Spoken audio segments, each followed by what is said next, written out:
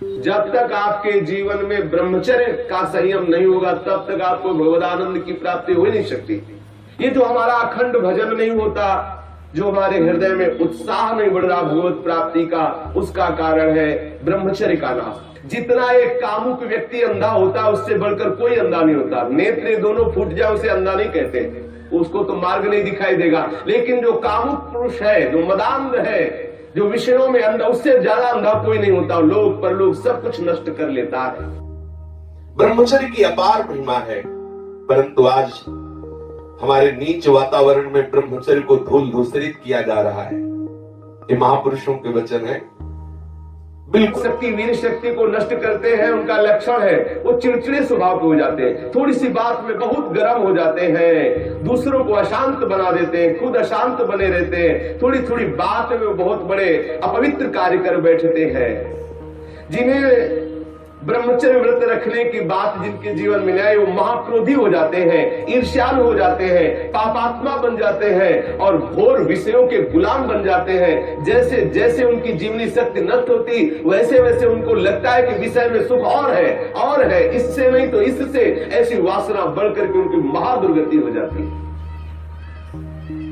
यदि आप अपनी इंद्रियों को नियंत्रित नहीं किए, आपने अपने को संयम में नहीं रखा, तो सबसे बड़ी मूर्खता कर रहे हो।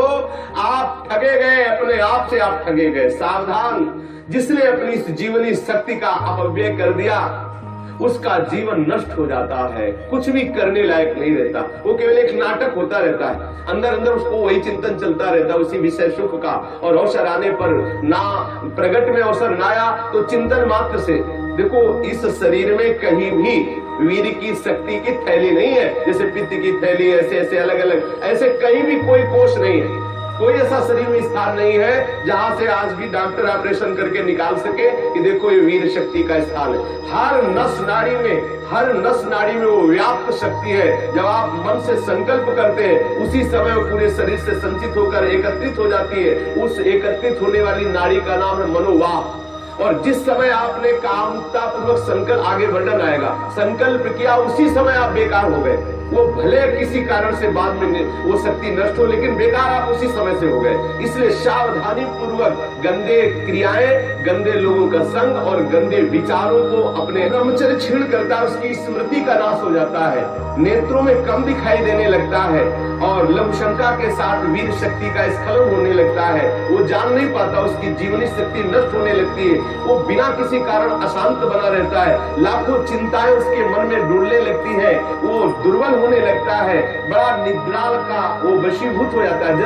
जरा सा निद्रा रही, जरा में हम तो देखते हैं लोग बैठते ही सोने लगते हैं और मोटापा बढ़ जाता है, आलस्य बढ़ने लगता है, उदासी आने लगती है, हृदय में घबराहट पैदा होने लगती है, श्वास अवरोध होने लगता है, कष्ट से श्वास या श्वास तीव्र गति से चलने लगती है, यक्षमा हो जाता है, पृष्ठ शूल रोग हो जाता है, कटिवात हो जाता है, शिरोवेदना बढ़ने लगती है, जोड़ों में दर्द होने लगता है, दुर्बल हो जाता है और निद्रा के समय उसका जो शक्ति है वो क्षीण होने लगती, बह जाती, उसको पता ही नहीं लगता। मानसिक अस्थिरता, विचार शक्ति की दुर्बलता, ये भयानक भयानक कमजोरियां उसके जीवन में प्रकट हो जाती हैं, जो इसे मनोरंजन समझता है।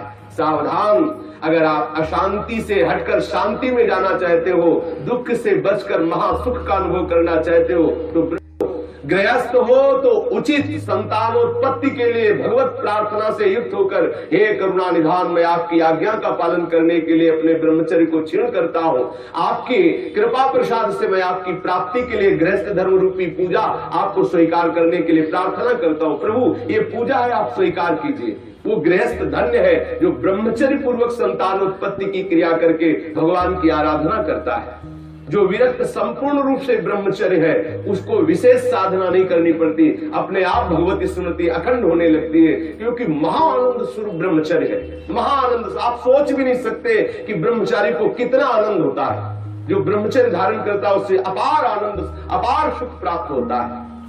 सभी सुखों में सर्वाधिक नष्ट करने वाला सुख एक काम सुख है। सबसे ज्यादा पतन करने वाला यह सुख है, सबसे ज्यादा नाश करने वाला सुख है। इसलिए सावधान, विषय सुख के लिए आप अपने ऐसे अमूल्य जीवन को नष्ट मत कीजिए। पहले जो गृहस्थ जन होते थे, ब्रह्मचर्य 25 वर्ष